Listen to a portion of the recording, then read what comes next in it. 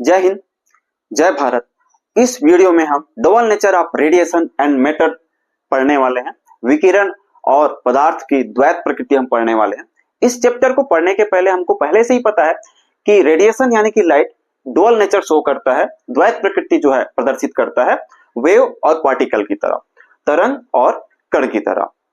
तो in the 1924 French scientist है देव Broglie, उन्होंने बताया कि जिस तरह से रेडिएशन और लाइट डुअल नेचर शो करता है वेव और पार्टिकल्स की तरह यानी कि तरंग और कण की तरह, वैसे ही मैटर्स भी डुअल नेचर शो करने चाहिए।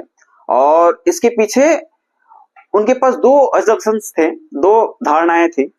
पहला धारणा यह था कि जो यूनिवर्स है, होल यूनिवर्स है, पूरा जो ब्रह्मांड है, उसमें जो टोटल एनर्जी है, कुल जो ऊर्जा है, वो दो रूपों में विद्यमान है, इलेक्ट्रोमैग्नेटिक वेव और मैटर्स यानी कि मास, विद्युत चुंबकीय तरंग और द्रव्यमान यानी कि पदार्थ के रूप में।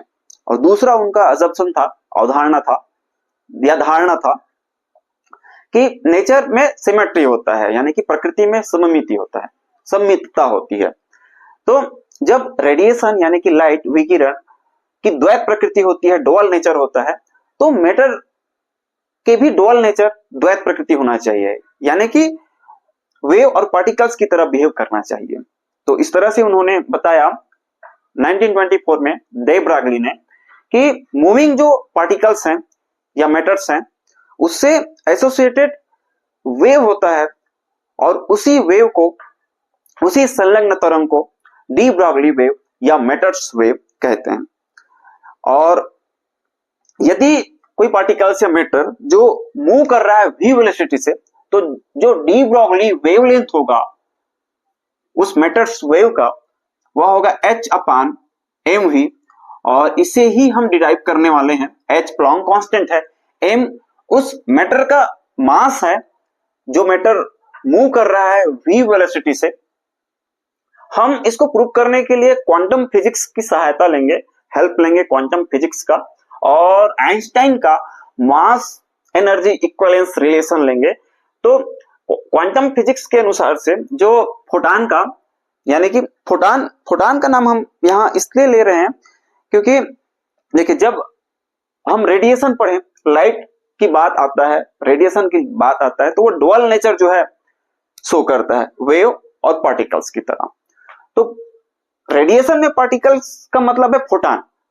तो इस तरह से फोटॉन को जो एनर्जी होता है वह क्वांटम फिजिक्स के according E is equal to h9 होता है। h प्लॉन्क कांस्टेंट है और न्यू जो कि फ्रीक्वेंसी है। आइंस्टीन के मास एनर्जी इक्विवेलेंस जो रिलेशन है उसके अकॉर्डिंग जो एनर्जी होगा फोटॉन का वह होगा mc²। m जहां फोटॉन का मास है, इसके पहले ही मैंने अभी चर्चा किया कि रेडिएशन की बात हो रहा है, फोटॉन की बात हो रहा है, पार्टिकल की बात हो रहा है। वो पार्टिकल कौन से पार्टिकल? जो कि फोटॉन है, तो इसका द्रव्यमान है। इक्वेशन नंबर 1 और ये इक्वेशन नंबर 2, दोनों इक्वेशन एनर्जी के इक्वल है। तो हम इस इक्वेशन को लिख सकते हैं h9 is equal to mc²। हम यहाँ क्या करते हैं, फ्रीक्वेंसी का वैल्यू जो है लिखते हैं। तो हम लिख सकते हैं c जो कि वेग है, चाल है लाइट का या फोटॉन का, c is equal to lambda जो कि वेवलेंथ है अपॉन t।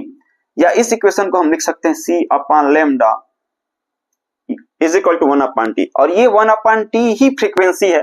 तो इस फ्रीक्वेंसी के मान को हम यहां रखते हैं न्यू की जगह, तो हमें मिलेगा h c upon lambda is equal to mc²। इसको सॉल्व करने पर हमें मिलेगा h upon lambda is equal to mc। हमें क्या चाहिए? हमें वेवलेंथ चाहिए मैटर्स वेव का या डी ब्रॉगली वेव का। तो हम लेमडा का मान जो है यहां से निकाल लेंगे, तो हमें लेमडा का मान मिलेगा, lambda is equal to h upon mc। ये जो फोटॉन है उसका वेवलेंथ है mc जो कि मोमेंटम है फोटॉन का। तो p is equal to mc हम यहां सब्स्टिट्यूट करते हैं, तो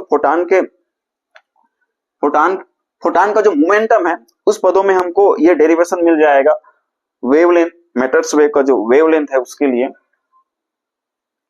एक्चुअल में ये अभी फिलहाल फोटॉन का जो वेवलेंथ है lambda is equal to h upon p।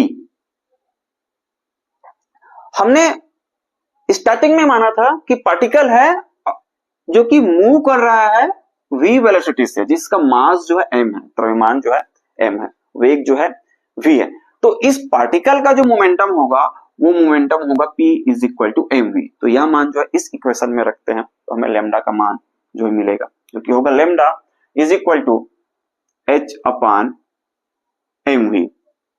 तो ये डी ब्रॉगली वेवलेंथ के लिए डेरिवेशन है, इक्वेशन है।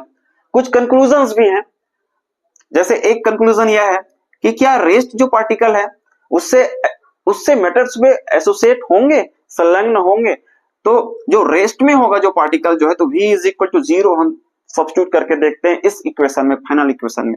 कोई पार्टिकल है जो कि रेस्ट है, तो वैसे सिचुएशन में तो v का मान हम यहाँ 0 रखेंगे, और 0 से किसी भी नंबर को 0 से अगर हम डिवाइड करते हैं तो हमें जो वैल्यू मिलता है वो इनफाइनिट मिलता है, अनंत मिलता है, जो कि पॉसिबल है नहीं। तो जो पार्टिकल्स रेस्ट में है उससे डी ब्रॉगली वेव या मैटर्स वेव जो है एसोसिएटेड नहीं होते हैं, संलग्न नहीं होते हैं। या पूछा जाए कि तरंगदैर्घ्य जो है कितना होगा, तो अनंत होता है।